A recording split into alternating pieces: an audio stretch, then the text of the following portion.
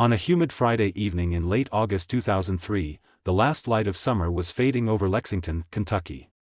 The air smelled faintly of cut grass and asphalt cooling after another sweltering day. For most families in this quiet corner of Fayette County, it was an ordinary evening, dinner on the table, television flickering in living rooms, the gentle hum of cicadas filling the spaces between words. But for 4 teenagers, that evening would become the last ordinary moment of their lives. What happened next would shatter a community, launch one of Kentucky's most haunting investigations, and remain unsolved for 16 years. When the answer finally came in 2019, it would arrive not through forensic breakthroughs or technological advances, but through something far more fragile, the collapse of a lie that had been carefully maintained for nearly 2 decades. Before we continue with this shocking story, take a second to hit subscribe. Tell us where you're watching from in the comments. We'd love to know how far these stories reach. This channel brings you true crime stories from small American communities, cases where silence lasted too long and truth arrived too late, but still mattered. The 4 teenagers who disappeared that August evening were not strangers to each other. They were friends, the kind of loose, easy friendship that forms in high school hallways and summer afternoons when there's nothing particular to do but exist in each other's company. Sarah Mitchell was 14, slight and quiet, the kind of girl who preferred listening to speaking. Her best friend, Amanda Hayes, was 15, louder, more confident, the type who could walk into any room and find her place. The 2 boys with them were brothers, Marcus Webb, 16, and his younger brother Jordan, 14. Marcus had just gotten his driver's license that summer. It was a point of pride. Jordan looked up to his older brother with the uncomplicated admiration that younger siblings often have before life teaches them otherwise. They lived in a part of Lexington that doesn't make the postcards. Not the historic downtown with its antebellum architecture and horse farms, but the sprawling residential neighborhoods on the city's eastern edge where families of modest means raised their children in ranch houses and split levels built in the 1970s. It was the kind of place where everyone knew their neighbors, where front doors were often left unlocked, where teenagers could walk to the corner store without their parents worrying too much about what might happen between here and there. That Friday evening, the 4 of them had plans, vague plans, the way teenagers often do. They were going to walk to the gas station about half a mile from Marcus and Jordan's house, buy snacks, maybe meet up with some other kids. Sarah's mother, Linda Mitchell, had given her permission with the usual warnings: be home by 10, stay together, don't talk to strangers. Amanda's father, Robert Hayes, had driven her over to the Webb's house around 6:30. The boy's mother, Diane Webb, had watched them leave from the front porch, Marcus leading the way with that particular swagger of a teenager who's just learned to drive but is still on foot, Jordan a step behind, the 2 girls laughing about something Diane couldn't hear. They never made it to the gas station. When 10 o'clock came and went without Sarah walking through the door, Linda Mitchell felt the first prickle of unease. She called the Webb house. Diane answered, confused. The kids had left hours ago. They should have been back by now. Linda hung up and called Amanda's father. Robert Hayes hadn't heard from his daughter either. By 10:30, all 3 families were calling each other, their voices tightening with each unanswered question. Where are they? Did they say anything? Did you see which way they went? By 11, Robert Hayes was in his car, driving slowly through the neighborhood, windows down, calling his daughter's name into the darkness. By midnight, Diane Webb had called the Lexington Police Department. The dispatcher took the information with professional calm. 4 teenagers, missing since early evening. Last seen leaving a residence on Windover Drive. The officer who arrived at the Webb house 20 minutes later was patient, methodical. He asked the standard questions. Had there been any arguments? Any reason the kids might have run away? Were they involved in drugs, in trouble at school, in relationships that might have caused them to disappear voluntarily? The parents answered each question with increasing desperation. No. No. These were good kids. They weren't in trouble. They didn't run away. Something was wrong. The officer took notes, but his expression remained neutral.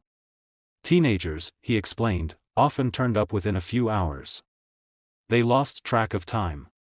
They went somewhere they weren't supposed to go and got scared to come home. It happened all the time. He promised the department would keep an eye out, but urged the families to wait until morning before assuming the worst. But morning came, and the 4 teenagers did not. By Saturday afternoon, the Lexington Police Department had officially opened a missing persons investigation. Officers canvassed the neighborhood, knocking on doors, asking if anyone had seen the 4 kids the night before. Most people hadn't. A few remembered seeing them walking down Windover Drive around 7 o'clock, heading in the direction of the main road. One neighbor thought he'd seen a car slow down near them, but he couldn't be sure. It was dusk. He'd been bringing in his trash cans. He hadn't paid much attention. The gas station they'd been walking toward had security cameras, but the footage from Friday night showed nothing useful, dozens of customers coming and going, none of them the missing teenagers. If they'd made it that far, they hadn't gone inside. By Sunday, the story had made the local news. 4 teenagers missing in Lexington. Families desperate for answers. The community was asked to come forward with any information. Tips began trickling in, the way they always do, some well-intentioned, some half-remembered, some outright fabrications from people who wanted to feel important. Someone claimed to have seen the kids getting into a white van. Someone else said they'd seen them at a park on the other side of town. Another caller insisted they'd spotted them at a bus station, buying tickets to Louisville. None of it led anywhere. Detectives assigned to the case worked methodically through the possibilities. Abduction was the most likely scenario, but by whom? There were no obvious suspects. The families had no enemies, no bitter divorces, no custody disputes that might explain why someone would take 4 children. Runaways seemed increasingly unlikely, none of the teenagers had packed bags, taken money, or left notes. Their belongings were still in their rooms, their lives frozen mid-breath. The investigation expanded. Police searched vacant lots, abandoned buildings, drainage ditches, the wooded areas that bordered the eastern edge of the neighborhood. Search and rescue teams combed through fields and creek beds. Divers checked retention ponds. Helicopters circled overhead, their rotors beating a rhythm that became the soundtrack to the community's growing dread. Days turned into weeks, and still there was nothing. Linda Mitchell stopped sleeping. She sat in Sarah's room at night, touching her daughter's clothes, her books, the stuffed animals still arranged on the bed the way Sarah had left them. She played scenarios in her mind, each one more terrible than the last. She imagined her daughter afraid, hurt, calling for her. She imagined worse things, things she couldn't say aloud. Robert Hayes drove the streets every evening after work, retracing the route his daughter would have walked that Friday night, as if the repetition might reveal something he'd missed. He stopped strangers, showed them Amanda's picture, asked if they'd seen her. Most people shook their heads with genuine sympathy. Some avoided his eyes. Diane Webb and her husband, Thomas, appeared on local television, pleading for information. Diane's voice broke as she described her sons, the way Marcus protected his younger brother, the way Jordan made everyone laugh. She begged whoever had taken them to let them come home. Thomas sat beside her, silent, his hands clasped so tightly his knuckles had gone white. The community held vigils. Hundreds of people gathered in a local park, holding candles, praying, singing hymns. Flyers with the teenagers' faces were posted on every telephone pole, every store window, every public bulletin board in Fayette County. A reward fund was established. It grew quickly, $5,000, then 10, then 20. People who'd never met the families donated. Local businesses contributed. Churches took up collections. But as August gave way to September, and September gave way to October, the public's attention began to drift. The news coverage became less frequent. The tips slowed to a trickle. The families felt themselves becoming a story that people used to know about, a tragedy that had already begun to fade into the background of Lexington's collective memory. The lead detective on the case was a man named Richard Coleman. He was 52 years old in 2003, a 28-year veteran of the Lexington Police Department with a reputation for thoroughness and an unfortunate track record of inheriting the cases that never quite closed. He had 3 children of his own, all grown by then, but he looked at the photographs of Sarah, Amanda, Marcus, and Jordan and felt the particular ache that comes from knowing how easily a life can be interrupted. Coleman worked the case with a kind of quiet desperation. He interviewed everyone who'd known the teenagers, classmates, teachers, coaches, neighbors, extended family members. He built timelines, cross-referenced statements, followed leads that went nowhere. He had a theory, the way all detectives do, but theories without evidence are just organized guesses. His theory was this: someone had taken them, someone local, someone who knew the area well enough to make 4 teenagers disappear without a trace. It wasn't random. Random abductions of 4 people at once almost never happen. This was planned. This was deliberate. The person who did it had watched, waited, chosen that particular evening for reasons Coleman couldn't yet understand. But who? And why? And most importantly, where were the bodies? Because by the time autumn arrived, Coleman and everyone else involved in the investigation had stopped hoping the teenagers would be found alive. The statistics were brutally clear. When children disappear and aren't found within 72 hours, the likelihood of a happy ending drops to almost nothing. It had been weeks. If the 4 of them were out there somewhere, alive and able to come home, they would have by now. The searches continued through the fall, but with less intensity, fewer volunteers. Coleman kept working, kept following threads that seemed promising until they unraveled in his hands. He re-interviewed witnesses, went back over security footage, chased down rumors and anonymous tips. Every few weeks, someone would call to report seeing one of the missing teenagers, always in another city, always just out of reach. Coleman would contact the local police, ask them to investigate. It was never them. By the time winter arrived, the case had entered that liminal space where investigations go when they're not officially closed but no longer actively pursued. Coleman still thought about it, still kept the files on his desk, but he had other cases now, other crimes that demanded his attention. The families called him every week, sometimes every day. What's happening? Have you found anything? Is there any news? He told them the truth as gently as he could. No. Not yet. We're still looking. In January 2004, 5 months after the disappearances, a groundskeeper at a cemetery in northern Fayette County made a discovery that brought the case roaring back into public consciousness. In a rarely visited section of the cemetery, beneath a stand of oak trees, he found a shallow grave.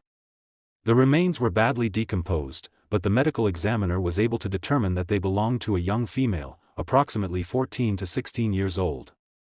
The news hit the families like a physical blow. Linda Mitchell collapsed when the police called. Robert Hayes drove to the station and demanded to know if it was his daughter. The wait for DNA results was unbearable. Every hour felt like a week. Every phone call made their heart stop. The results came back 10 days later. The remains were not Sarah Mitchell. They were not Amanda Hayes. They belonged to a girl who'd been missing from a neighboring county for over a year, a runaway whose disappearance had generated far less attention than the case of the Lexington Four. The relief the families felt was immediately chased by guilt.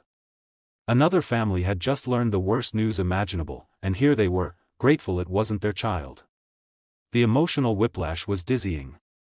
They attended the funeral of a girl they'd never met, standing in the back, crying for someone else's daughter, unable to stop thinking that this could still be them, that somewhere their children might be lying in a similar grave, waiting to be found. The discovery prompted renewed searches. If one body had been buried in that cemetery, might there be others? Cadaver dogs were brought in. Ground-penetrating radar was used. They found nothing else. By the summer of 2004, a year had passed since the teenagers vanished. The anniversary was marked with a memorial service. The families stood together, holding each other up, listening to a pastor talk about faith and hope and the mysterious ways of God. People in the community came, but fewer than had come to the vigils the previous year. That's how it goes with unsolved cases. The attention fades. The urgency dims. Life, for everyone except the families left behind, moves on. Coleman was still working the case, but leads had dried up almost entirely. He'd followed every plausible avenue and several implausible ones. He'd looked into sex offenders living in the area. There were 8 within a 5-mile radius of where the teenagers had been last seen. All of them had alibis for that Friday night, or at least alibis that couldn't be definitively disproven. He'd investigated a handful of older teenagers who'd been persons of interest in other incidents, kids with histories of violence or troubling behavior. None of it went anywhere. The case file grew thicker, but no closer to resolution. There were hundreds of pages of interviews, witness statements, maps, timelines, photographs. It was all there, all the pieces, but they wouldn't come together into a picture that made sense. What no one realized at the time was that the answer was already in that file, hidden in plain sight, buried in a statement given during the first week of the investigation by someone the detectives had no reason to suspect. His name was Michael Garrett, and in August 2003, he was 31 years old. He lived on Clearwater Drive, about 3 blocks from where the teenagers were last seen. He'd been interviewed on the Sunday after they disappeared, part of the routine door-to-door canvassing. The detective who spoke with him noted that Garrett had been cooperative, even helpful.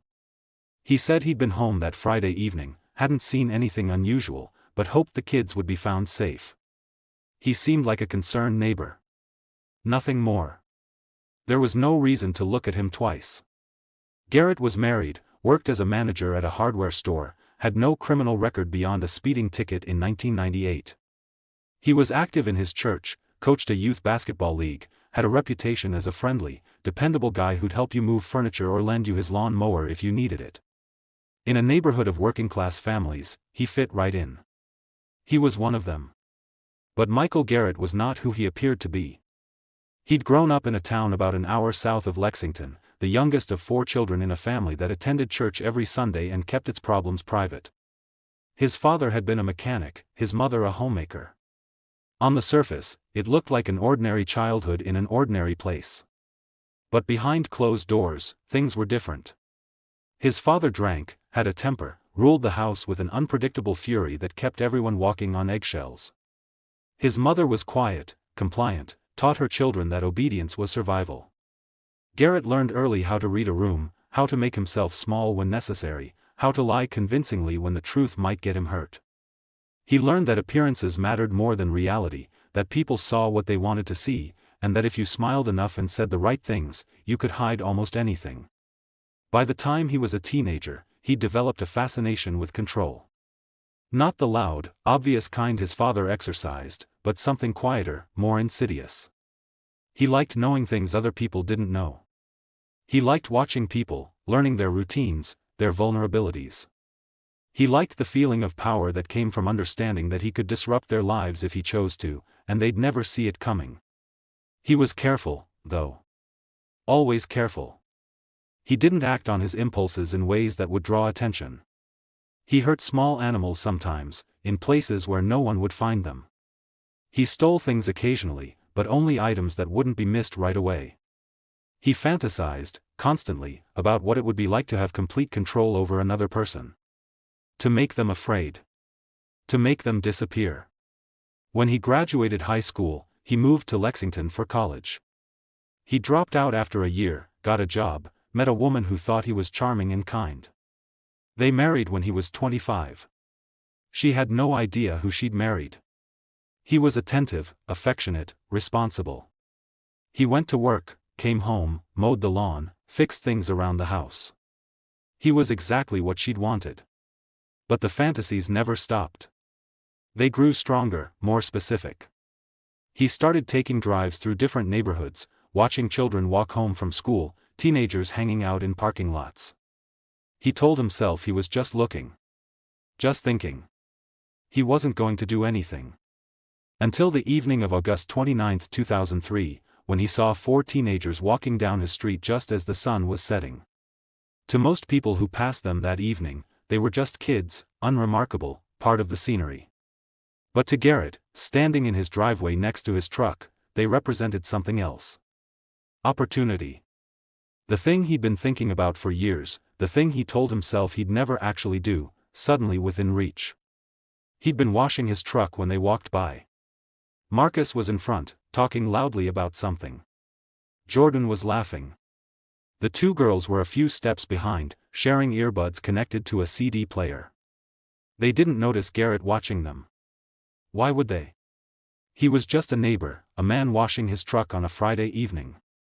He watched them pass, continue down the street toward the main road. His heart was pounding. His hands were shaking.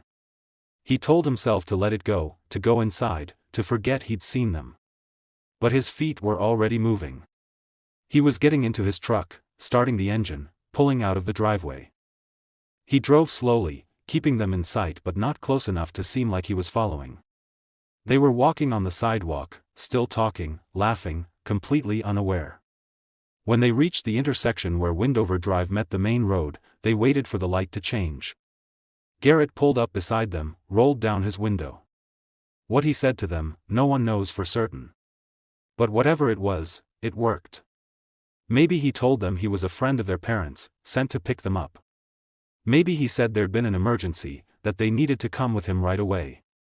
Maybe he offered them a ride, and they saw a familiar face from the neighborhood and didn't think twice about accepting. However it happened, all four of them got into his truck. He drove east, out of the city, toward the rural areas where houses gave way to farmland and forests. The sun had fully set by then. The roads were dark, empty. The teenagers must have realized something was wrong at some point during that drive. Maybe they asked where he was taking them. Maybe they tried to open the doors. Maybe they screamed. It wouldn't have mattered. There was no one around to hear. Garrett had thought about this for years, played out scenarios in his mind 1,000 times. He knew where he was going. About 40 minutes outside Lexington, there was a property his uncle had owned before he died, 20 acres of woods and overgrown fields, no house, no neighbors, nothing but trees and silence. Garrett had been there as a kid, hunting with his father. The property had been sold years ago, but he knew the new owners didn't visit often. It was perfect.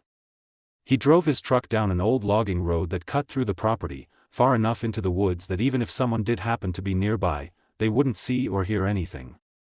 He stopped in a clearing he remembered, turned off the engine, sat there for a moment listening to his own breathing. What happened next is almost too terrible to speak of, and the details, mercifully, were never fully revealed. What is known is that 4 teenagers who left their homes that evening expecting nothing more than a walk to the gas station died in those woods. How long they lived, how much they suffered, whether they understood what was happening, those are questions that haunt the imagination precisely because they were never answered. Garrett buried them there, in shallow graves scattered across the property. He'd brought a shovel, had planned for this, had thought it through. He worked through the night, digging, covering, smoothing the earth. By the time the sun rose on Saturday morning, it was done. He drove home, parked his truck in the garage, went inside, and took a shower. His wife was still asleep. When she woke up, he told her he'd been out early running errands. She didn't question it. Why would she? He was her husband. He went to work on Monday. He coached basketball practice on Tuesday. He gave his statement to the police on Sunday when they came knocking, expressing his concern for the missing teenagers, hoping they'd be found safe. And he got away with it. For years, he got away with it. The investigation continued around him, never touching him, never suspecting. He watched the news coverage, saw the families pleading for information, attended a vigil where he stood in the crowd holding a candle and bowed his head during the prayers. It thrilled him, the secret knowledge, the power of knowing what everyone else desperately wanted to know. He'd done the thing he'd fantasized about, and no one had caught him. Life went on. Garrett kept working at the hardware store. He and his wife had a child in 2005, a daughter. He was a good father, by all appearances, patient, involved, protective. He helped with homework, took her to the park, read her stories at bedtime. No one looking at him would have seen anything but a devoted family man.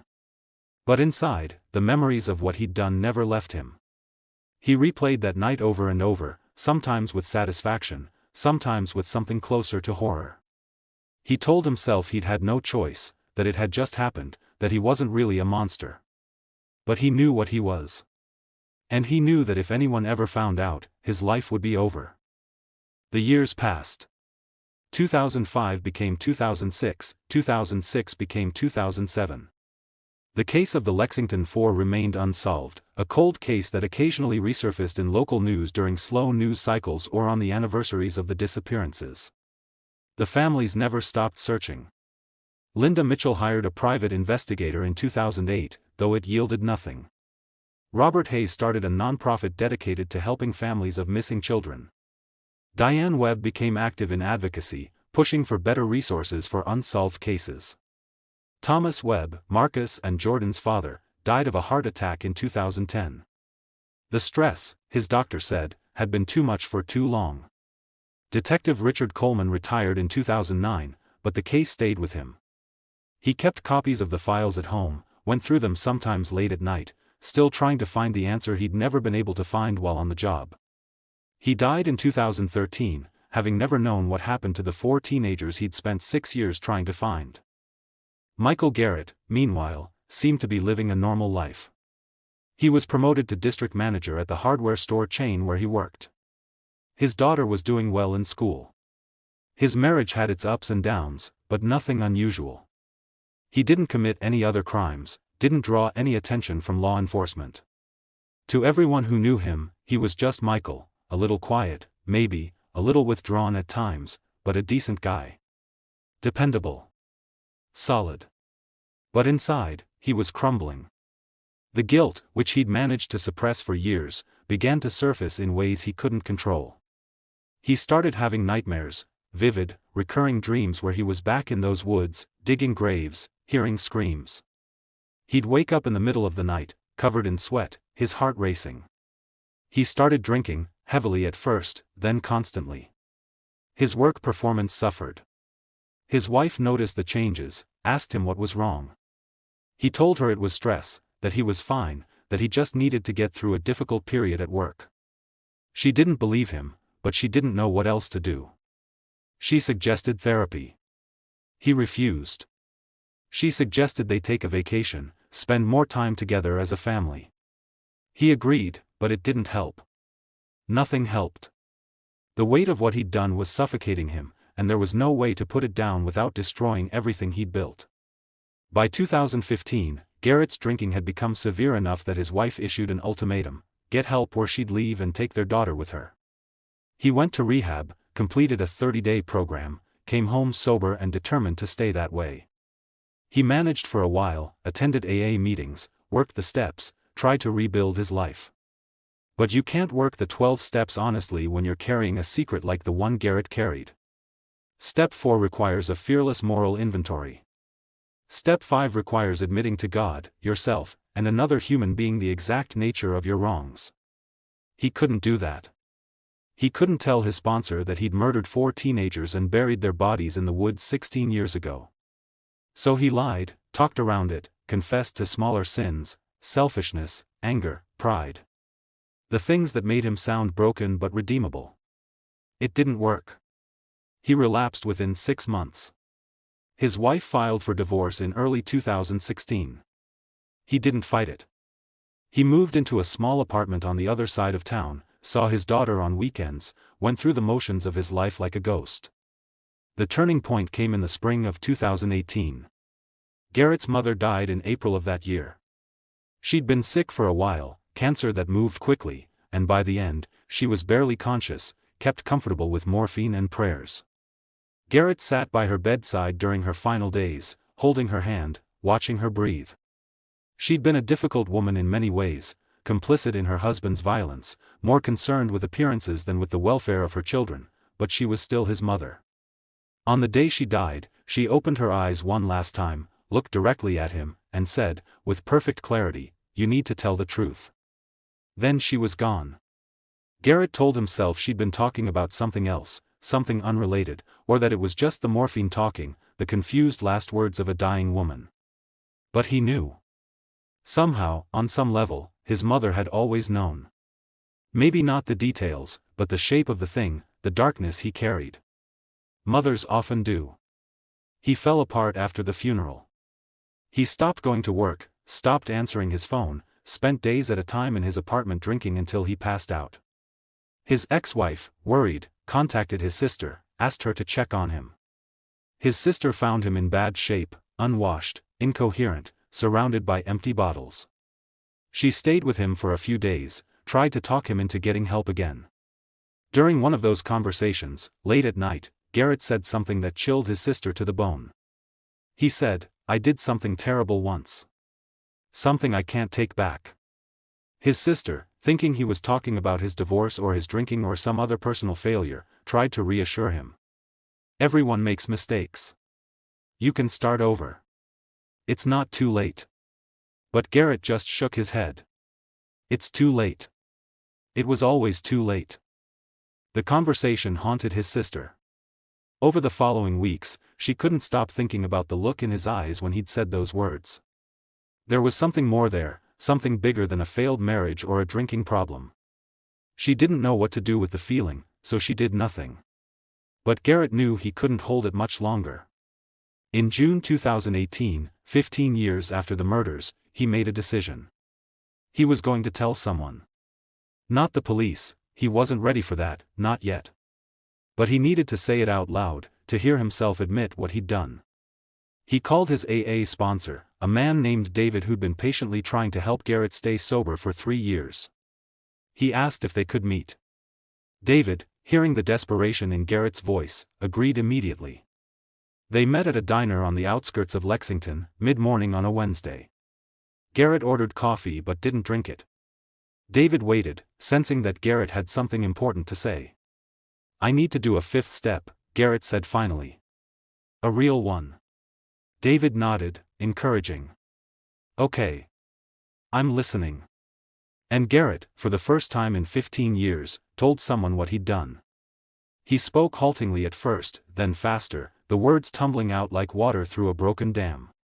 He told David about the teenagers, about seeing them walk past his house, about the decision Ed made in that moment. He told him about the drive into the woods, about the graves, about coming home and showering and going to work the next day like nothing had happened. He told him about the years of living with it, the weight of it, the way it had slowly destroyed him from the inside out. David sat across from him, his face pale, his hands gripping the edge of the table. When Garrett finished, there was a long silence. "You need to go to the police," David said quietly.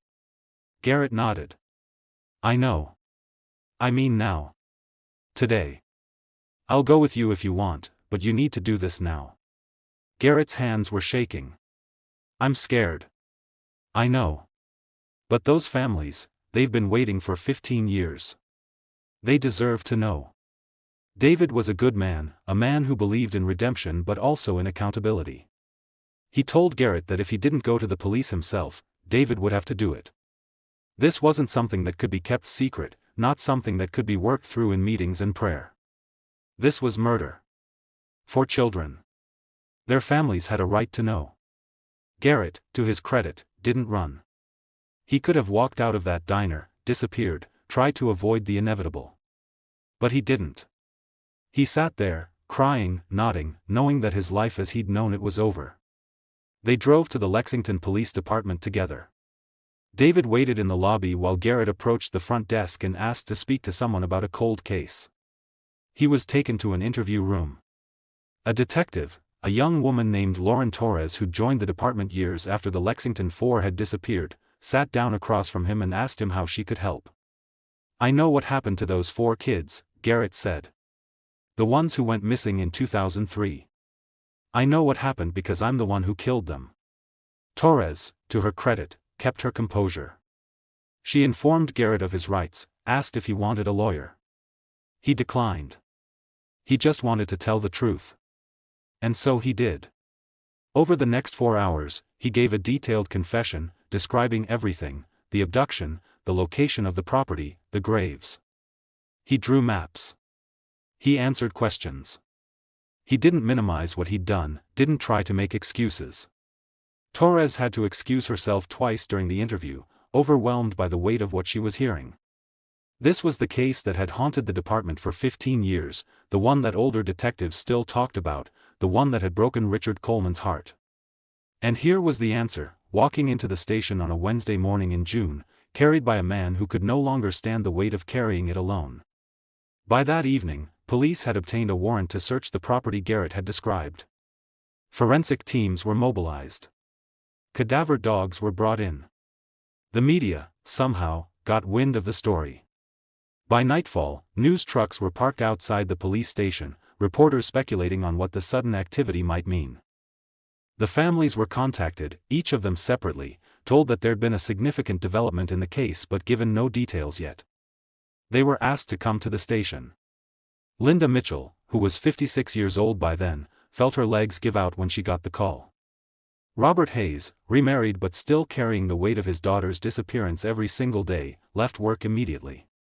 Diane Webb, who had spent 15 years advocating for cold case reforms, knew before she even arrived what the call meant. There'd been so many false leads over the years, so many moments of hope followed by crushing disappointment. But this felt different. If you believe actions like the ones Michael Garrett committed should never go unanswered, no matter how long it takes, hit the subscribe button. Accountability matters, even when it arrives 15 years too late. The search of the property began early the next morning, Thursday, June 14, 2018. It was a clear day, unseasonably cool for June. The forensic teams moved through the woods carefully, methodically, using ground-penetrating radar and cadaver dogs to narrow the search area. The dogs alerted in 4 different locations within the first 2 hours. The excavation began. The first set of remains was uncovered by early afternoon. The second and third were found by evening. The fourth took longer. Garrett's memory of exactly where he'd buried the last body was less precise, but by the following morning, all 4 graves had been located and carefully excavated. The remains were badly decomposed, barely more than bones after 15 years in the ground, but forensic anthropologists were able to make preliminary identifications based on size, age estimation, and dental records. By Saturday morning, the Lexington Police Department was ready to make an official announcement. The press conference was held at noon. Police Chief Angela Morrison stood at a podium, flanked by Detective Torres and several other officials. Cameras flashed. Reporters jostled for position. Morrison's statement was brief but devastating. The remains of 4 individuals, believed to be Sarah Mitchell, Amanda Hayes, Marcus Webb, and Jordan Webb, had been recovered from a property in rural Fayette County. A suspect, 31-year-old Michael Garrett, had been arrested and charged with 4 counts of murder, 4 counts of kidnapping, and additional charges related to the concealment of the bodies. He was being held without bail. The investigation was ongoing. Morrison didn't take questions. She didn't need to. The facts spoke for themselves. The families, who had been informed privately before the press conference, were united in their grief and relief. Relief, after 15 years of not knowing, of imagining the worst but never having confirmation, of holding on to a sliver of hope that maybe, somehow, their children were still alive somewhere. Grief, because now they knew. Now it was real. Now they had to accept that the children they'd been searching for had been dead within hours of disappearing, buried in the woods while they'd spent years looking, hoping, praying. Linda Mitchell gave a statement to the media 2 days later. She stood in her living room, the same room where she'd sat 15 years earlier watching the news coverage of her daughter's disappearance, and spoke in a voice that was steady despite the tears streaming down her face. For 15 years, she said, I have lived in a kind of limbo. Not knowing if Sarah was alive or dead, if she was suffering, if she was waiting for someone to find her. Every day I woke up and thought, maybe today will be the day we get answers. And every night I went to bed having learned nothing new. It was a special kind of torture, not knowing. And now I know, and it's almost worse, because now I have to accept that my daughter died afraid and alone on a night when I thought she was just going to the gas station. She paused, wiping her eyes. But at least now I know. At least now I can bury her properly. At least now the person who took her from me will be held accountable. It doesn't bring Sarah back. It doesn't give me the last 15 years back. But it's something. It's more than we had yesterday. Robert Hayes was less composed. He refused media interviews, released a statement through the nonprofit he'd founded. In it, he said simply, Amanda was 15 years old. She had her whole life ahead of her. Michael Garrett took that from her, and from all of us. No punishment will ever be enough, but I hope he spends every remaining day of his life thinking about what he did and wishing he could take it back. Diane Webb was the most visible of the families in the days following the discovery. She appeared on local and national news programs, speaking not just about her sons but about the systemic failures that had allowed the case to go cold for so long. She was angry, not just at Garrett, but at the investigation that had missed him, at the years of bureaucratic indifference, at the way cases like this got forgotten when they didn't get solved quickly. "My sons were 14 and 16 years old when they died," she said in one interview. "They were good kids. They were walking to a gas station in their own neighborhood, and a monster saw them and decided their lives didn't matter. And then the system failed them. The investigation went cold. Resources dried up. People forgot. If Michael Garrett hadn't confessed, we still wouldn't know. That's unacceptable. We cannot let families suffer for decades because cold cases aren't a priority." Her advocacy would continue in the years that followed, pushing for legislative changes, for better funding for cold case units, for policies that would prevent other families from enduring what she'd endured. But in those first days after the discovery, she was simply a mother who'd finally gotten the answer she'd been seeking, and it had broken her all over again. The investigation into Michael Garrett moved quickly once the remains were recovered. With his confession already on record and physical evidence confirming the location of the bodies, prosecutors had what they needed to move forward with charges. Garrett's court-appointed attorney advised him to plead guilty, to spare the families the trauma of a trial, to accept responsibility for what he'd done. But the legal process, as always, moved more slowly than anyone wanted. There were procedural requirements, psychiatric evaluations, endless motions and counter-motions. Garrett remained in custody, isolated in a cell at the Fayette County Detention Center. Other inmates, upon learning what he'd been charged with, made it clear that child killers were not welcome. He was placed in protective custody for his own safety. The psychiatric evaluation, completed in August 2018, found Garrett competent to stand trial. It also provided some insight into his psychological state. The evaluating psychiatrist noted that Garrett exhibited signs of severe depression and what appeared to be genuine remorse, though the psychiatrist was careful to note that remorse after the fact does not mitigate the heinousness of the crime. Garrett told the psychiatrist that he'd been having nightmares about what he'd done for 15 years, that he tried to drink himself to death several times, that his mother's final words had convinced him he couldn't keep living with the secret. The psychiatrist's report was clinical, detached, focused on diagnostic criteria rather than moral judgment. But reading between the lines, one could sense the evaluator's struggle to reconcile the man sitting across from him, soft-spoken, articulate, remorseful, with the actions he'd confessed to. How does a person do something so monstrous and then go on living a seemingly normal life for 15 years? How does someone coach youth basketball and read bedtime stories to his daughter while carrying the knowledge that he murdered 4 children? The report didn't answer those questions. Psychology can describe pathology, but it can't always explain it. In September 2018, 3 months after his arrest, Michael Garrett appeared in court for a preliminary hearing. The courtroom was packed, family members, survivors, media, curious members of the public who'd followed the case for years. Garrett was led in wearing an orange jumpsuit and handcuffs, his head down, refusing to make eye contact with anyone. The judge read the charges. 4 counts of murder in the first degree. 4 counts of kidnapping. 4 counts of abuse of a corpse. Garrett's attorney entered a plea of not guilty, a procedural formality that allowed them time to negotiate a plea agreement. The families sat in the front row, watching him. Linda Mitchell stared at the back of his head, trying to reconcile this ordinary-looking man with the monster who'd killed her daughter. Robert Hayes gripped the armrest of his seat so hard his knuckles turned white. Diane Webb sat perfectly still, her expression unreadable. The hearing lasted less than 30 minutes. Garrett was remanded back to custody. A trial date was set for March 2019, though everyone in the courtroom knew there likely wouldn't be a trial. The evidence was overwhelming. The confession was on tape. A plea deal was inevitable. And indeed, by December 2018, Garrett's attorney and the prosecution had reached an agreement. Garrett would plead guilty to all charges in exchange for the death penalty being taken off the table. He would receive 4 consecutive life sentences without the possibility of parole. He would spend the rest of his life in prison. The families were consulted about the plea agreement. All of them agreed to it.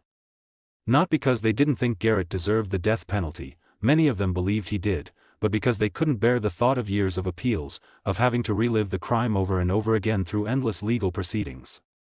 They wanted it to be over. They wanted to be able to grieve without the case hanging over them indefinitely. The plea hearing was scheduled for January 15, 2019. The morning of January 15th was bitterly cold, the kind of day where the air hurts your lungs when you breathe. Snow had fallen overnight, covering Lexington in a thin white blanket that made everything look cleaner than it was. The families arrived at the courthouse early, bundled in heavy coats, moving slowly up the steps like mourners at a funeral. The courtroom filled quickly. The judge, a woman named Patricia Hendricks who'd been on the bench for 20 years and had presided over more than her share of difficult cases, took her seat and called the proceeding to order. Michael Garrett was brought in. He looked thinner than he had at the preliminary hearing, his face gaunt, his eyes hollow. He stood before the judge, flanked by his attorney and a bailiff, and listened as the charges were read again, all 12 of them. "Mr. Garrett," Judge Hendricks said, her voice firm but not unkind, "you have the right to a trial by jury. By entering a guilty plea, you are waiving that right. Do you understand?"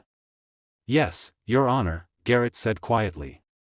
"Has anyone forced you or coerced you into entering this plea?" "No, Your Honor." "Do you understand that by pleading guilty to these charges, you will be sentenced to 4 consecutive life sentences without the possibility of parole?" "Yes, Your Honor." "And you understand that means you will spend the rest of your natural life in prison?"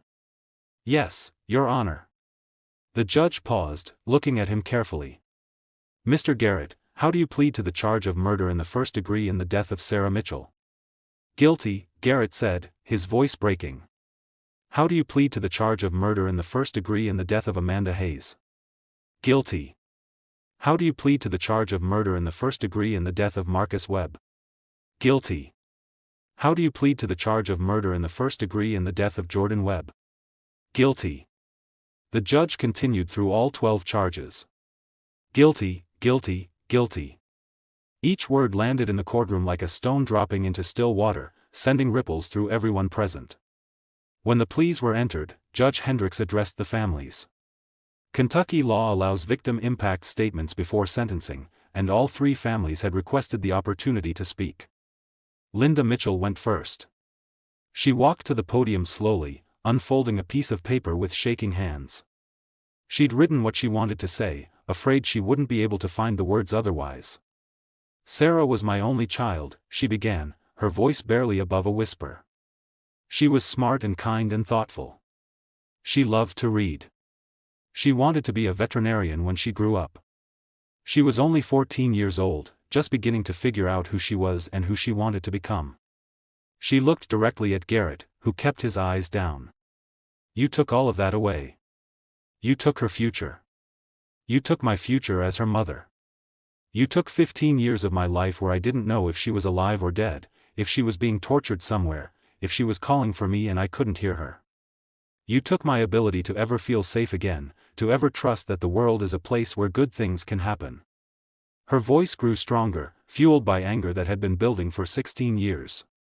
"I hope you spend every single day for the rest of your life thinking about what you did. I hope you see their faces when you close your eyes. I hope you never know peace again. Because Sarah never got to have peace. She died afraid and in pain, and that's on you. That's yours to carry." She folded her paper, walked back to her seat, sat down heavily. Robert Hayes went next. His statement was shorter, more direct. He spoke about Amanda's laughter, her confidence, the way she could light up a room. He spoke about the years of not knowing, the way it had destroyed his first marriage, the way he'd driven himself nearly to madness searching for her. He spoke about his daughter's funeral, which had taken place just 2 months earlier, 15 years after her death. "You stole her life," he said to Garrett. "And then you stole 15 more years from everyone who loved her. There is no punishment severe enough for what you've done. But I take comfort in knowing you'll die in prison. You'll never see another sunrise as a free man. You'll never hold your own daughter again. You'll never know anything but 4 walls and the knowledge that you are despised by everyone who knows your name." Diane Webb was the last to speak. She stood at the podium for a long moment before beginning, gathering herself. "Marcus was my firstborn," she said finally. "When I held him for the first time, I made a promise that I would always protect him, that I would always keep him safe. And then Jordan came along 2 years later, and I made the same promise to him. I thought I kept that promise. I thought sending them out into the world to walk to a gas station with their friends was a normal, safe thing to do. I thought I lived in a community where children could be children without being hunted." Her voice cracked. "You made me a liar, Mr. Garrett. You made me break the most important promise I ever made. My boys died thinking I would come for them, thinking I would save them. And I couldn't. I didn't even know where they were." She paused, took a breath. "My husband died never knowing what happened to our sons. That's something else you took. He died carrying that weight, that not knowing. You could have told the truth years ago. You could have spared him that. But you didn't. You let him die in agony, and you went on living your comfortable life." She looked at Garrett directly now, her eyes blazing. "You have a daughter. You know what it is to love a child. I want you to spend the rest of your life thinking about what it would feel like if someone did to her what you did to my boys. I want you to imagine that every single day. Because that's the only way you'll ever understand what you've done to us." When all three families had spoken, Judge Hendricks asked Garrett if he wished to make a statement. His attorney advised against it, but Garrett shook his head. He wanted to speak. He stood, turned to face the families. His voice was hoarse, his face wet with tears. "I know there's nothing I can say that will make this better," he began. "I know saying I'm sorry is meaningless. But I need you to know that I am sorry. I have been sorry every day for 16 years. What I did was evil. There's no other word for it. I took 4 beautiful young people and I destroyed them, and I destroyed all of you, and I destroyed myself." He was crying openly now, his words coming in gasps. "I wish I could go back. I wish I could undo it. I wish I had been brave enough to tell the truth years ago instead of letting you suffer for so long. I know I don't deserve forgiveness. I know I don't deserve mercy. I just want you to know that you were right. I do see their faces every time I close my eyes. I will for the rest of my life. And I should." Judge Hendricks let him finish, then asked him to turn back around. She delivered the sentence without emotion, her words carrying the weight of finality. "Michael Garrett, you have pleaded guilty to crimes that shocked this community and devastated multiple families. Your actions were deliberate, cruel, and inexcusable. You took 4 young lives for no reason other than your own selfish desires, and then you compounded that evil by allowing their families to suffer in uncertainty for 15 years while you went on with your life." She paused, looking at him over her reading glasses. "This court sentences you to 4 consecutive life sentences without the possibility of parole, plus additional time for the remaining charges, to be served consecutively. You will never be a free man again. You will die in prison. That is the only justice this court can offer to the families whose lives you destroyed." She brought down her gavel. "This case is concluded." Garrett was led away in handcuffs. He glanced back once at the families, but they weren't looking at him anymore. They were holding each other, crying, exhausted, relieved that it was finally over. Outside the courthouse, reporters swarmed the families, asking for statements, for reactions, for their feelings about the outcome. Linda Mitchell spoke briefly, saying only that she was grateful the truth had finally come to light, that her daughter could now rest in peace. Robert Hayes said he hoped this case would serve as a reminder that justice, even when delayed, still matters. Diane Webb said she would continue her advocacy work, that Marcus and Jordan's deaths would not be in vain if they could help other families avoid the same suffering. The story dominated the news cycle for several days, then gradually faded from the headlines. Life, as it always does, moved on. Michael Garrett was transferred to a maximum security prison in western Kentucky, where he remains to this day. He has not given any interviews. He has not appealed his sentence. By all accounts, he keeps to himself, speaks to no one, exists in the monotony of prison routine.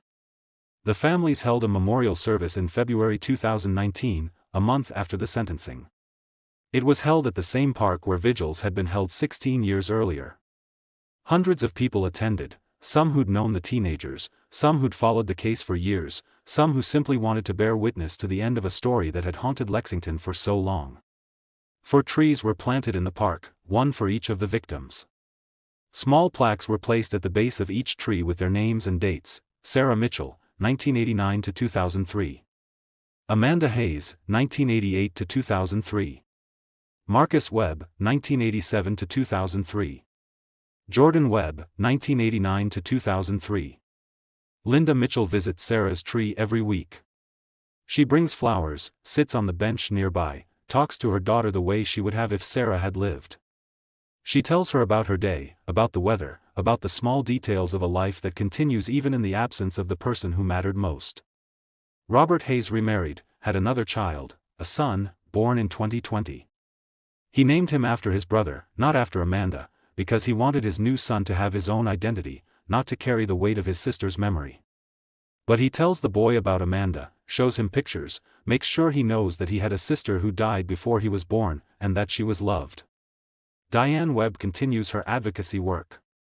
She's been instrumental in pushing through legislation in Kentucky that provides better funding for cold case investigations, that requires regular reviews of unsolved cases, that mandates better training for detectives handling missing persons cases.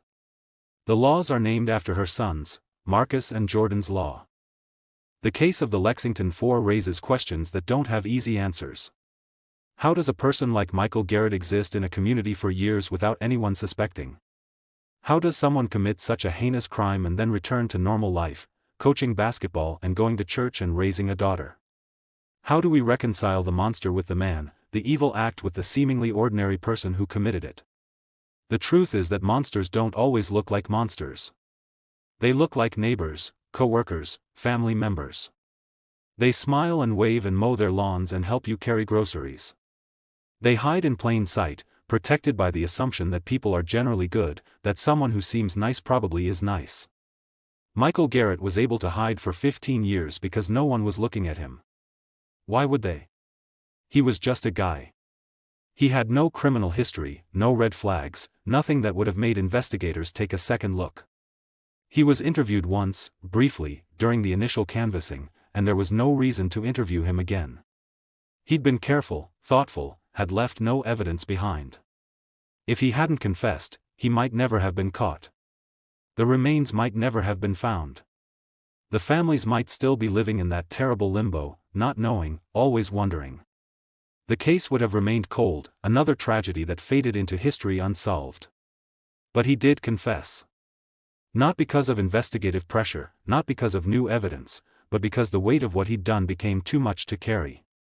His mother's dying words, whatever she meant by them, planted a seed. His sister's concern watered it. His sponsor's insistence that he tell the truth made it grow. And eventually, the burden became unbearable.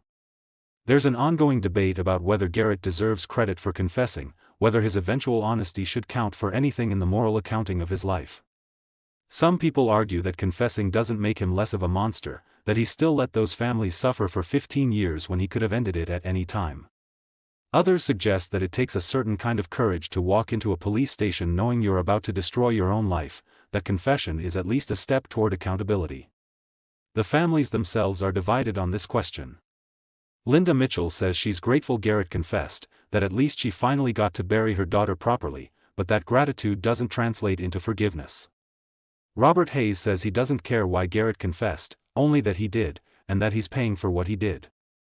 Diane Webb says confession without earlier action is meaningless, that Garrett should have come forward years ago, that his guilt is a selfish emotion that doesn't change what he took from her family. There's no right answer. The complexity of human behavior, even at its worst, defies easy categorization. Garrett is both the monster who murdered 4 children and the broken man who couldn't live with what he'd done. Both things can be true at once. That's the uncomfortable reality of cases like this. The perpetrators are human, flawed and guilty and sometimes even remorseful, but human nonetheless. The case also highlights the fragility of justice in cold cases. Most unsolved murders remain unsolved not because the evidence doesn't exist, but because it exists in pieces that never quite come together. Investigators do their best, but they're working with limited resources, limited time, and the chaos of human behavior. Witnesses misremember. Evidence gets overlooked. Suspects lie convincingly. And time works against everyone, memories fade, people move away, files get misfiled or lost. In the case of the Lexington Four, the answer was in the original investigation file the entire time. Michael Garrett had been interviewed. His name was written down. But there was no reason to look at him more closely, and so no one did. It's easy, in hindsight, to say that investigators missed something, that they should have suspected him. But the truth is that they had no reason to. He was one of dozens of people interviewed, and nothing about his statement or behavior raised red flags. This is the reality of police work. Sometimes you're looking for a needle in a haystack, and the needle looks exactly like all the other pieces of hay. The Lexington Police Department, to its credit, conducted an internal review after Garrett's confession to see if anything had been missed, if there were lessons to be learned. The review found that the initial investigation had been thorough and professional, but that resource constraints had made it impossible to follow up on every person interviewed. There simply wasn't enough time or enough investigators to dig deeper into the backgrounds of every neighbor who'd been canvassed. The review recommended increased funding for cold case units, better training on recognizing interview red flags, and regular reviews of unsolved cases using fresh eyes. Many of these recommendations were implemented, though it's impossible to know if they would have made a difference in this particular case. One of the most haunting aspects of the case is the randomness of it. Sarah, Amanda, Marcus, and Jordan weren't targeted because of who they were. They weren't chosen for any reason other than that they were there at the wrong moment, walking past the house of a man who'd been fantasizing about violence for years and finally decided to act on those fantasies. It could have been anyone. Any 4 teenagers walking down that street on any evening might have caught Garrett's attention. There was nothing special about that particular Friday, nothing that made it different from any other evening except that this time, Garrett made a choice. He saw an opportunity and he took it. This randomness is perhaps the most terrifying part. Parents want to believe they can protect their children, that if they just teach them the right lessons, don't talk to strangers, stay in groups, be aware of your surroundings, then their children will be safe. But the Lexington Four did everything right. They stayed together. They were walking in their own neighborhood in the early evening. They weren't taking unnecessary risks. And still, a predator found them. There's a tendency in cases like this to search for meaning, to find a reason why it happened, to identify what could have been done differently. But sometimes there is no reason beyond the existence of evil, and nothing could have been done differently except for the perpetrator choosing not to act on his impulses. The 4 teenagers were buried together in a cemetery on the north side of Lexington, not far from where the first set of remains had been found back in 2004, the remains that turned out to be another missing girl, not one of the Lexington Four. The families chose adjacent plots so that Sarah, Amanda, Marcus, and Jordan could rest near each other, the way they'd been walking together that last evening. The funerals, held in late 2018 shortly after the remains were identified, were attended by thousands. The church couldn't hold everyone who came, so speakers were set up outside so people could stand in the parking lot and listen to the service. There were eulogies, hymns, tears. People shared memories of the teenagers, stories about their humor, their kindness, their potential. But there was also an underlying current of anger, a sense that these funerals should have happened 15 years earlier, that these young people had been robbed not just of their lives but of a proper goodbye. The years since have been ones of slow healing for the families, though healing is perhaps the wrong word. You don't heal from the loss of a child. You learn to live with it. You find ways to incorporate the grief into your daily existence so that it doesn't consume you completely. You get up in the morning and go through the motions, and sometimes you forget for a few minutes that your child is gone, and then you remember, and the wave of grief crashes over you again. Linda Mitchell says she still sets an extra place at the table sometimes on holidays, forgetting for just a moment that Sarah won't be coming home. Robert Hayes says he sees teenage girls who would be about Amanda's age now and wonders what his daughter would have looked like, who she would have become. Diane Webb says she can't watch basketball anymore, can't bear to see young boys playing the sport her sons loved, can't stand the reminder of everything they lost. But they continue. They wake up. They live their lives. They honor their children's memories by refusing to let them be forgotten. The story of the Lexington Four has become part of Kentucky's collective memory, one of those cases that people reference when talking about the importance of never giving up on unsolved crimes. It's taught in criminal justice classes as an example of both investigative challenges and the power of confession. It's cited by advocacy groups pushing for better resources for cold cases. But more than that, it's a reminder of the fragility of safety, the reality that evil can exist anywhere, and the importance of demanding accountability no matter how much time has passed. Michael Garrett will spend the rest of his life in prison. He's 53 years old now, which means he could conceivably live another 20 or 30 years behind bars. He has no prospect of freedom, no hope of redemption in any conventional sense.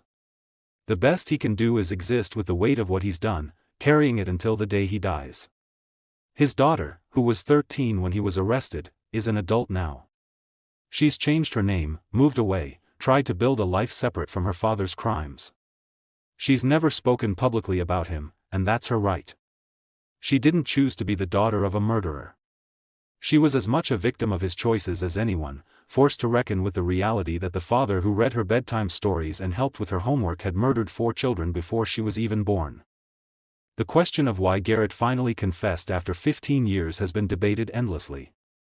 Some psychological experts suggest that the weight of guilt inevitably becomes unbearable for some perpetrators, that the human conscience, even in people capable of terrible acts, has limits. Others argue that Garrett's life was falling apart anyway, his marriage had ended, his drinking had cost him his job, he'd lost everything, and so he had nothing left to protect by maintaining the lie. His sponsor, David, the man Garrett first confessed to, has never spoken publicly about that conversation in the diner. He's protected by the confidentiality of the sponsor-sponsee relationship, and he's chosen to honor that even though Garrett released him from any obligation to keep the confession secret. In a brief written statement released through his attorney, David said only, "I believe in redemption, but I also believe in accountability." Michael Garrett made the right choice in confessing, but that doesn't erase what he did. "I pray for the families every day." The Lexington Police Department has used the case as a training tool, teaching new detectives about the challenges of cold cases and the importance of maintaining detailed records. The original case file, all those hundreds of pages of interviews and reports and dead ends, is studied carefully. The fact that Garrett's name was in there from the beginning, that he'd been interviewed during the initial canvassing, serves as a reminder that sometimes the answer is hiding in plain sight. Detective Lauren Torres, who took Garrett's confession, has said in interviews that she thinks about that day often. She'd been nervous when she sat down across from him, aware that this was likely the most important case she'd ever work. She'd been trained to handle confessions carefully, to document everything, to not show emotion even when what she was hearing was horrific. She managed, but barely. When the interview was over and Garrett had been taken to a cell, she went to the bathroom and threw up. "You think you're prepared," she said in one interview. "You think you can handle anything." But hearing someone describe in detail how they murdered 4 children, there's no training that really prepares you for that. "I just kept thinking about the families, about how they'd been waiting for 15 years to know what happened. And here I was, the person who finally got to give them that answer. It was the most important thing I've ever done, and the worst day of my career. The property where the teenagers were buried has been left undisturbed. The graves have been filled in, the area cordoned off. The current owners, who had nothing to do with what happened there, have requested privacy. There's no marker, no memorial at the site. The families have no desire to visit it anyway. Their children are buried in the cemetery in Lexington now, properly, with headstones and flowers. That's where they go to remember." There have been questions about whether other cases might be connected to Michael Garrett, whether the murders of the Lexington Four were his only crimes. The police investigated thoroughly, looking into unsolved cases from the areas where Garrett had lived, worked, or traveled. They found no evidence linking him to any other disappearances or murders. By all indications, the Lexington Four were his only victims. It was a single night of acting on impulses he'd managed to suppress before and never acted on again. That doesn't make what he did less horrific, but it does complicate the narrative of what a serial killer is supposed to look like. Garrett wasn't Ted Bundy or BTK, someone who killed repeatedly over years. He was someone who committed a terrible act once and then lived with it, never repeating it, until the guilt overwhelmed him. Some criminologists have studied the case for this exact reason, interested in understanding perpetrators who commit extreme violence once and then stop. What distinguishes someone who kills once from someone who kills repeatedly? Is it conscience, fear of being caught, lack of opportunity? Garrett has never cooperated with researchers, has never agreed to be interviewed about his motivations or psychological state, so these questions remain unanswered. What is clear is that 4 families paid an enormous price for his single night of acting on his darkest impulses. Sarah Mitchell never got to become a veterinarian. Amanda Hayes never graduated high school. Marcus Webb never got to drive anywhere else after getting his license that summer. Jordan Webb never got to grow up, never got to figure out who he was going to be. Their lives were cut short at 14, 15, 16, ages when life is just beginning, when you're starting to understand yourself, when the future stretches out ahead of you full of possibility. They were robbed of all of that: first dates and proms, graduations and college, careers and marriages, children of their own. An entire future, stolen in a single evening. And their families were robbed too. Linda Mitchell was robbed of watching Sarah grow up, of seeing who she'd become. Robert Hayes was robbed of walking Amanda down the aisle someday. Diane and Thomas Webb were robbed of watching their sons become men, of being grandparents to their children's children. All of it, gone. Affected too, in ways both obvious and subtle. Lexington, like most cities, had always had crime, but it was usually crime that made sense: robberies, domestic violence, drug-related incidents. The disappearance of 4 teenagers at once was something different, something that shook people's fundamental sense that their community was safe. Parents became more protective. Children weren't allowed to walk to the gas station anymore, weren't allowed to go anywhere without adult supervision. There was a collective loss of innocence, a recognition that terrible things could happen anywhere, to anyone, without warning or reason. That fear persisted even after Garrett was caught, because catching him didn't make the fear go away. It just put a face to it, gave it a name. But the knowledge that someone like Michael Garrett could live among them for years, undetected, coaching their kids and shopping at the same stores and attending the same churches, that knowledge was almost more frightening than not knowing. In the years since, Lexington has worked to reclaim some sense of safety. The park where the memorial trees were planted has become a place of healing, a reminder that even in the face of tragedy, communities can come together. There are annual remembrance walks, fundraisers for cold case investigations, events designed to keep the memory of Sarah, Amanda, Marcus, and Jordan alive while also supporting other families dealing with missing loved ones. Diane Webb's advocacy work has made a real difference. Marcus and Jordan's law has helped solve several other cold cases in Kentucky by providing the resources and mandate for detectives to regularly review unsolved cases. Other families have gotten answers they'd been waiting years for, closure they thought they'd never get. It doesn't bring Marcus and Jordan back, but it means their deaths contributed to something positive, something that helped others. That's what the families have tried to focus on in the years since the case was resolved, not the horror of what happened, but what came after. The way people rallied around them. The way the truth eventually emerged. The way justice, even delayed by 15 years, still mattered.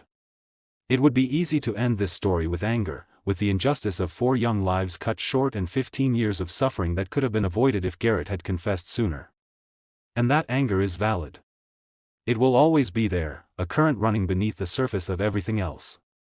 But there's something else too, something quieter, but no less important. There's the fact that the truth did come out eventually. That Michael Garrett couldn't carry the weight of what he'd done forever, that his conscience, however belatedly, compelled him to tell the truth. That the families finally got to bury their children properly, to have closure, to know what happened even though knowing brought its own kind of pain. There's the fact that a community refused to forget, that 15 years later, hundreds of people still cared enough to attend a memorial service for 4 teenagers most of them had never met. That Detective Torres took Garrett's confession seriously, that the police acted quickly, that the justice system, for all its flaws, held him accountable. There's the fact that Linda Mitchell still visits Sarah's tree every week, that Robert Hayes tells his new son about the sister he never met, that Diane Webb fights for other families so they don't have to suffer the way she did. There's resilience in that, a refusal to let tragedy have the final word. The story of the Lexington Four is a tragedy, yes. But it's also a story about persistence, about families who refused to give up, about a community that held on to compassion even in the face of horror, about the slow, difficult work of seeking truth and justice even when the odds seem impossible. If you stay to the end of this story, you're someone who wants to understand what really happens when the truth is buried for years, when justice moves slowly but still arrives. That kind of curiosity is rare. These stories matter because they remind us that even in the darkest circumstances, the truth has a way of surfacing eventually. That closure, even when it comes too late, still means something to the people who have been waiting for it. The families don't want Sarah, Amanda, Marcus, and Jordan to be remembered only as victims. They want them remembered as the children they were, full of life, full of potential, full of the ordinary joys and struggles of adolescence. Sarah with her books and her quiet kindness. Amanda with her confidence and her laughter. Marcus with his pride in getting his license, his protective love for his younger brother.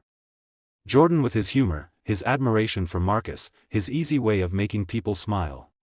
They were children who should have grown up. Who should have had the chance to make mistakes and learn from them, to fall in love and have their hearts broken and fall in love again, to find their paths in life, to contribute something to the world. They deserved that chance. Every child does. The fact that Michael Garrett took that from them is a weight that can never be lifted. But the fact that their families fought for 15 years to find the truth, that they never gave up, that they turned their grief into advocacy that helped others, that matters too. On the 16th anniversary of the disappearances, in August 2019, just months after Garrett was sentenced, the families gathered at the memorial trees in the park. It was a warm evening, similar to the one when the teenagers had left home for what they thought would be a simple walk to the gas station. The sun was setting, casting long shadows across the grass. Linda Mitchell stood by Sarah's tree, touching the bark gently. "I wish you were here," she said quietly. "I wish I could see who you would have become. But I'm grateful I finally know where you are. I'm grateful I can come here and talk to you. I'm grateful you're not lost anymore." Robert Hayes stood with his arm around his wife, their young son balanced on his hip. The boy was too young to understand where they were or why, but Robert hoped that someday he'd understand the importance of remembering, of honoring the sister he never got to meet. Diane Webb stood with her remaining family, her daughter, her son-in-law, her grandchildren. Thomas would have wanted to be there, would have wanted to see the trees grown taller, the plaques shining in the evening light. She missed him fiercely, missed the way they'd held each other up through the worst years. But she was still here. She was still fighting. That's what Marcus and Jordan would have wanted. As the sun set fully and the park lights began to come on, other people arrived, friends of the families, community members who'd followed the case, advocates for missing persons cases, detectives who'd worked on the investigation. They stood together quietly, a community united in remembrance. Someone lit a candle. Then another. Soon dozens of candles flickered in the growing darkness, small lights against the night. No one spoke. There was nothing that needed to be said. They were there. They remembered. That was enough. In the months and years that followed, life continued its slow march forward. Seasons changed. Children grew. The world kept turning. The families learned to live with their loss the way anyone learns to live with a permanent wound, carefully, painfully, with the knowledge that it will never fully heal but that life demands you keep moving anyway.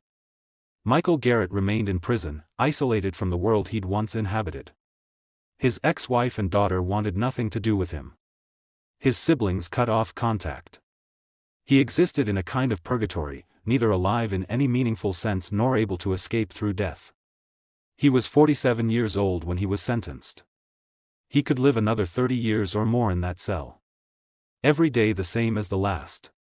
Every night haunted by the faces of 4 teenagers he'd murdered. There's no redemption arc here, no inspiring story of transformation. Garrett is simply serving his time, carrying the weight of what he did, living with consequences that will last until the day he dies. That's the reality of justice in cases like this. It's not dramatic or cathartic. It's just the slow grind of accountability, day after day after day. The case file for the Lexington Four remains in the archives of the Lexington Police Department, officially closed but preserved. Future generations of detectives will study it, will learn from both its successes and its limitations.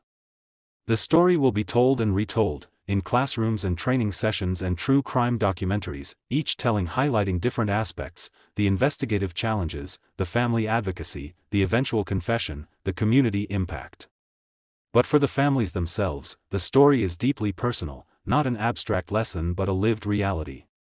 They don't think of it as the case of the Lexington Four. They think of it as Sarah, Amanda, Marcus, and Jordan. Their children. Their siblings. Their friends. Linda Mitchell still works as a nurse, still goes to work every day and cares for patients with the same compassion she's always shown. But she carries Sarah with her always, a presence that never fades. She's learned to live alongside the grief, to let it be part of her without letting it consume her entirely. Some days are harder than others. The anniversaries are difficult: Sarah's birthday, the day she disappeared, the day they found her remains. But Linda has learned to honor those days without letting them destroy her. Robert Hayes still runs his nonprofit, still advocates for families of missing persons. His second wife understands that Amanda will always be a part of their family, that her memory doesn't diminish the love he has for their son. They have pictures of Amanda in their home, tell stories about her, make sure she's not forgotten.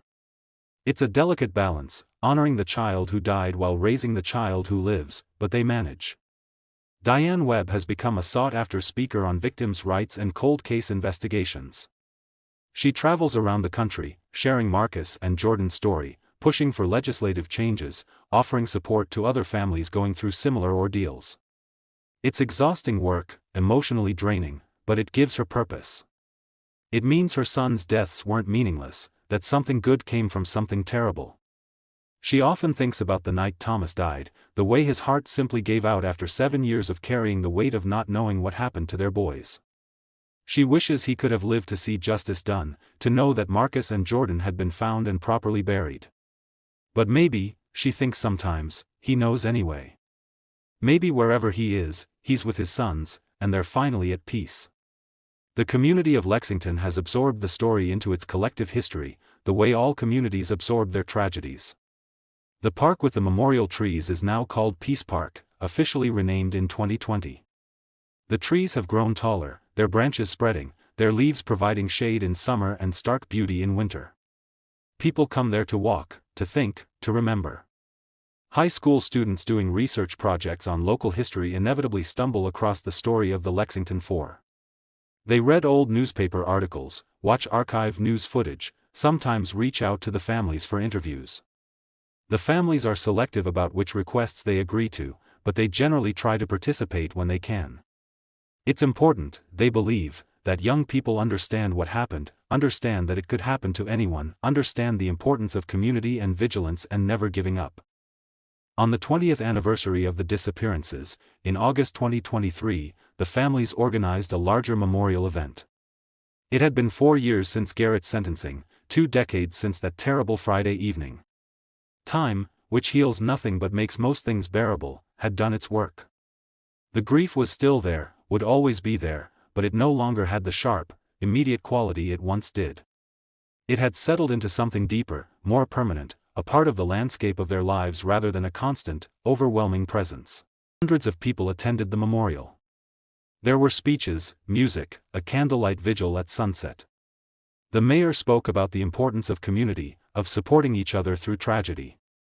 A detective from the cold case unit talked about the lessons learned from the investigation, the ways it had changed how they approached unsolved cases. A psychologist spoke about grief and healing, about the long road families travel when they lose loved ones to violence. But the most powerful moment came when a young woman, a college student who'd been just a toddler when the Lexington Four disappeared, stood up to speak. She'd grown up hearing about the case, had written her senior thesis on the impact of cold cases on communities. She'd interviewed dozens of people for her research, including the families. "I never knew Sarah, Amanda, Marcus, or Jordan," she began. "I was too young. But I've grown up in their shadow, in a community forever changed by what happened to them. And what I've learned is that tragedy can either break a community or bind it together. Lexington chose to be bound together." She talked about the advocacy work, the legislative changes, the families' refusal to let their children be forgotten. She talked about the way the case had sparked conversations about safety, about looking out for each other, about the importance of supporting families through impossible circumstances. "What happened 20 years ago was evil," she said. "There's no other word for it. But what's happened since, the way this community has rallied, the way these families have turned their grief into purpose, the way we've all committed to remembering, that's not evil.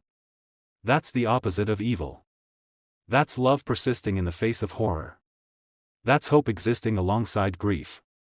That's what it means to refuse to let darkness have the final word." When she finished, there wasn't a dry eye in the crowd. The families embraced her, thanked her for her words, for understanding what they'd been trying to do all these years, not just seeking justice for their children, but trying to make sure something positive emerged from the tragedy, that their children's deaths meant something beyond the horror of how they died. As the sun set that evening and candles were once again lit in the park, there was a sense not of closure, that word never quite fit, but of continuation. Life continuing. Memory continuing. Love continuing. The fight for justice in other cases continuing.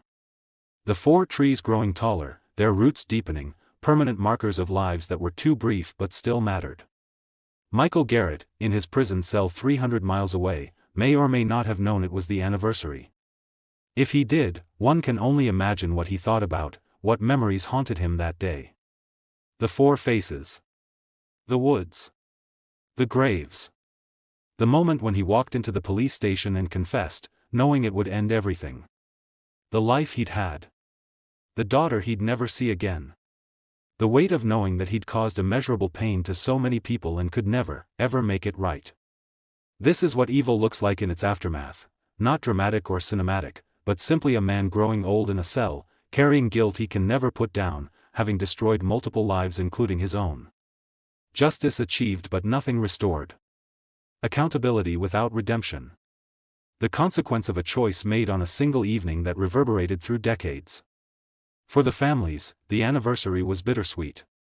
They were together, which was something. They were still fighting, still advocating, still making sure Sarah, Amanda, Marcus, and Jordan were remembered. They'd survived the worst thing that could happen to a parent and somehow kept living. That was its own kind of victory, small but significant. As the memorial ended and people began to disperse, making their way out of the park in the twilight, Linda Mitchell lingered by Sarah's tree. She pressed her hand against the bark, feeling its solidity, its life. The tree was healthy, growing strong, its roots deep in the Kentucky soil. It would outlive her, would stand for decades after she was gone, a living memorial to her daughter. "I hope you're proud of me," she whispered to the tree, to Sarah, to the memory of the girl who'd loved books and wanted to be a veterinarian. "I hope you know I never stopped looking for you. I hope you know I never stopped loving you." The wind rustled through the leaves, and for just a moment, Linda could almost imagine it was an answer. She turned and walked slowly toward her car, where friends were waiting. Tomorrow she'd go back to work, back to her routine, back to the life she'd built around the hole left by Sarah's absence. But tonight, she'd been able to stand by her daughter's tree, surrounded by people who remembered, who cared, who refused to let the story end with tragedy. That had to be enough. Because it was all there was. The story of the Lexington Four doesn't have a happy ending. It can't. 4 children are dead, and no amount of justice or remembrance can bring them back. Families have been irreparably damaged. A community has been forever changed. Those are facts that can't be undone. But within that tragedy, there are smaller truths that matter. The truth that people fought for answers and eventually got them. The truth that even after 15 years of silence, someone's conscience finally broke and the truth emerged. The truth that justice, however delayed, still came. The truth that love endures even after death, that memory persists, that communities can hold space for grief while still moving forward.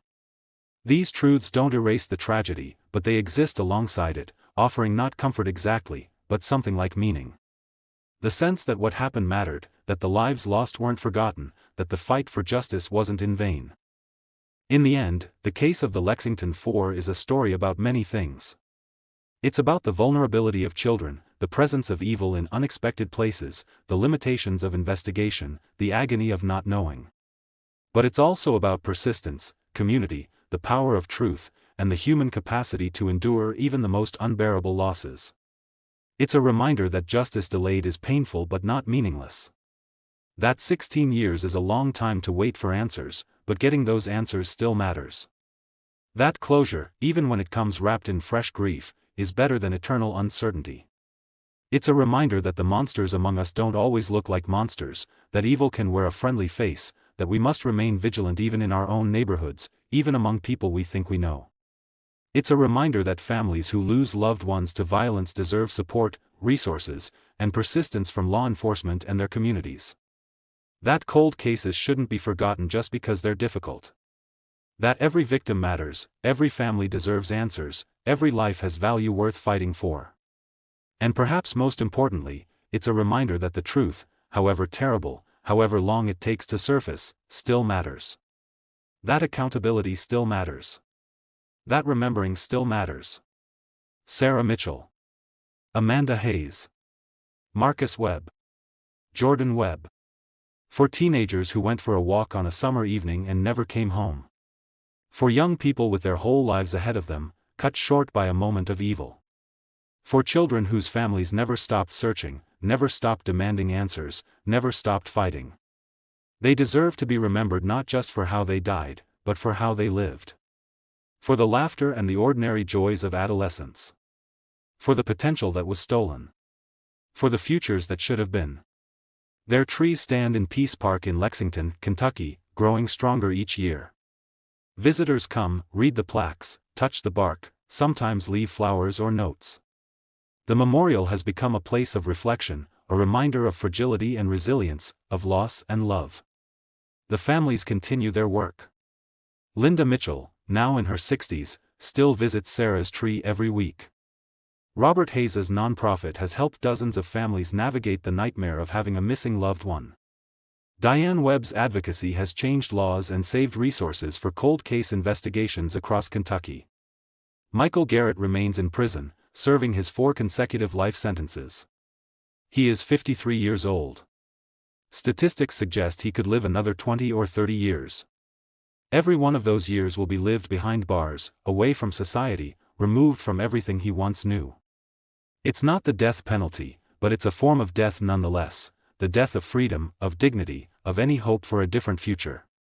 And the community of Lexington carries the story forward, teaching it to new generations, using it as a cautionary tale and an inspiration. Evil happened here, yes. But so did persistence. So did love. So did justice, eventually. On quiet evenings in Peace Park, when the sun is setting and the light is fading, you can sometimes see families sitting beneath the memorial trees. Parents with their children, teaching them about the kids who used to live here, who died too young, who are remembered.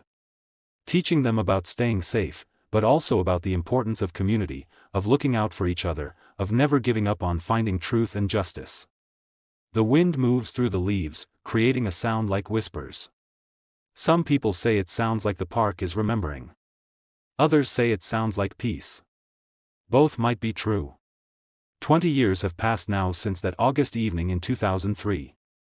An entire generation has grown up in Lexington knowing the story of the Lexington Four, shaped by it in ways both obvious and subtle. The case is taught in schools, discussed in churches, referenced in city council meetings about public safety. The 4 trees continue to grow, their branches reaching toward the sky, their roots holding fast to the earth. They stand as permanent witnesses to lives that mattered, to families that never gave up, to a community that chose remembrance over forgetting. And somewhere in those branches, in the rustle of leaves and the dance of shadows, maybe, just maybe, there's something like peace. Not for the families who still grieve. Not for the community still marked by tragedy. But for Sarah, Amanda, Marcus, and Jordan. For kids who went for a walk and never came home, but who are no longer lost. Who are no longer forgotten. Who are known, remembered, honored. Their story is one of tragedy, yes. But it's also one of love that endured, of justice that arrived, of truth that eventually emerged from years of darkness.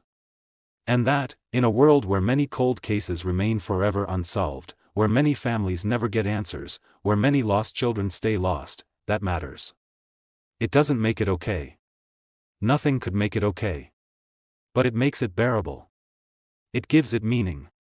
It ensures that Sarah, Amanda, Marcus, and Jordan didn't die in vain, that their deaths led to changes that helped others, that their memories sparked conversations and actions that made their community stronger, safer, more committed to protecting its children. Rest in peace, Sarah Mitchell. Rest in peace, Amanda Hayes. Rest in peace, Marcus Webb. Rest in peace, Jordan Webb. You were loved.